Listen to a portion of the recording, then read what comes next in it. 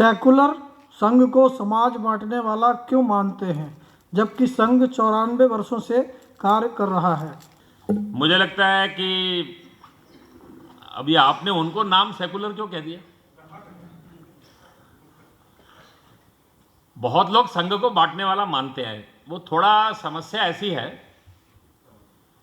कि उनकी राष्ट्र की अवधारणा ही ऐसी है। मैंने आपको बताया कि दो तरह के लोग हैं। एक वो है जो भ्रम का शिकार है, कुछ धारणाएं बन गई, वो धारणाएं उन तक हम पहुंच नहीं पाए, हम उन तक पहुंच नहीं पाए और उनको स्पष्ट नहीं कर पाए। धारणा बनाने वालों ने उनकी धारणा बना दी। इसके कारण से कुछ लोग वो ईमानदारी से उनकी धारणाएं हैं, उसमें कोई संघ के प्रति विद्वेष का भाव ये नहीं है। लेकिन देश में एक वर्ग है, वो ऐसा है, those who have decided not to convince, जिन्होंने फैसला कर लिया आप जो कुछ भी हो, हम तो आपको वही कहेंगे जो हमने तय कर लिया। वो संघ में आएंगे नहीं, संघ में आएंगे हम उनको संघ दिखाएंगे, वो मानेंगे नहीं, हम उनको पूरा समझाने का प्रयास करेंगे, उसके बाद भी वो कहेंगे नहीं नहीं ये असल में अंदर कुछ हो रहा है। अब ऐसे लोगों का अपने पास कोई इलाज ये नहीं है।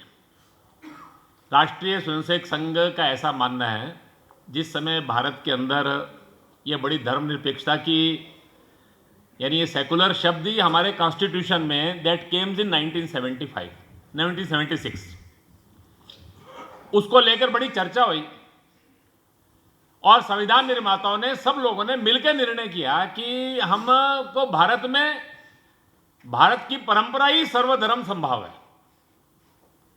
सर्वधर्म यानी धर्म हमारे यहाँ जीवन की पद्धति है, सब पूजा पद्धतियों के प्रति एक भाव रखना, यह भारत की परंपरा है, इसकी कोई आवश्यकता है ही नहीं। हमारे मोहन जी कहते हैं कि हिंदू स्वभाव से ही, हिंदू कहने का मतलब भारत में जन्मे जितने मत पंथ हैं, वो स्वभाव से ही वो कभी किसी के प्रति विद्वेष या विरोध का भाव रख ही नहीं सकते। वो हमारा परंपरा ही नहीं है, हमारा स्वभाव ही नहीं है। इस देश के अंदर हमको सेकुलर कहना, और फिर सेकुलर जो शब्द आया उसके पीछे की जो कहानी है वो और अलग है।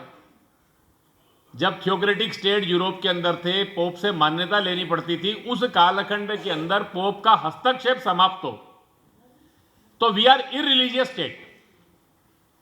हमारे यहां मत पंथ का कोई हस्तक्षेप ये नहीं है। उसमें से वहां पर ये सेकुलरिज्म की अवधारणा ये आई। भारत में कभी थियोक्रेटिक स्टेट की कल्पना ही ये नहीं थी।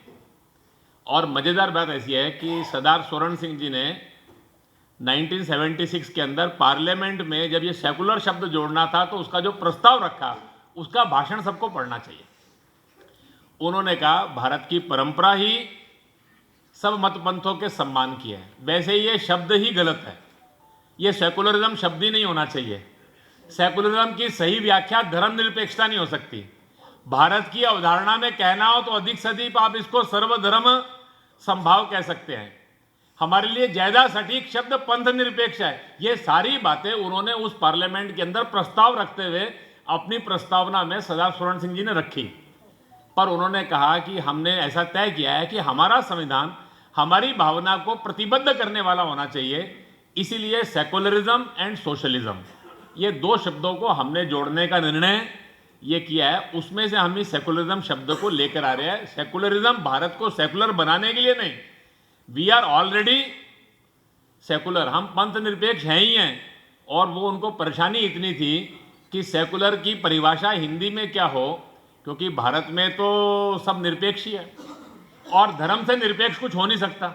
अगर धर्म ही नहीं रहा तो भारत की नहीं रहा, भारत की आत्मा ही धर्म है।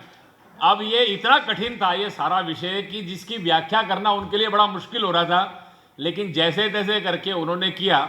मुझे लगता है कि जो अपने आप को सेकुलर प्रामाणिकता से मांगते हैं या जो सेकुलर होने का नाटक करते हैं, वो सब में ही कुछ गड़बड़ है। वो सारा ये विषय ही ऐसा है कि जिसकी कुछ व्याख्या करना बहुत मुश्किल है। लेकिन संघ को बांटने वाला इसलिए मानते हैं क्योंकि उन्होंने तय कर लिया है कि ये बांटने वाले हैं, और इसके अलावा कोई कारण नहीं है। एक दूसरा वर्ग है जिस तक हम पहुंच नहीं पाए, हम प्रयास करेंगे, उन तक पहुंचेंगे और उनको संघ का विचार क्या है ये स्पष्ट करेंगे।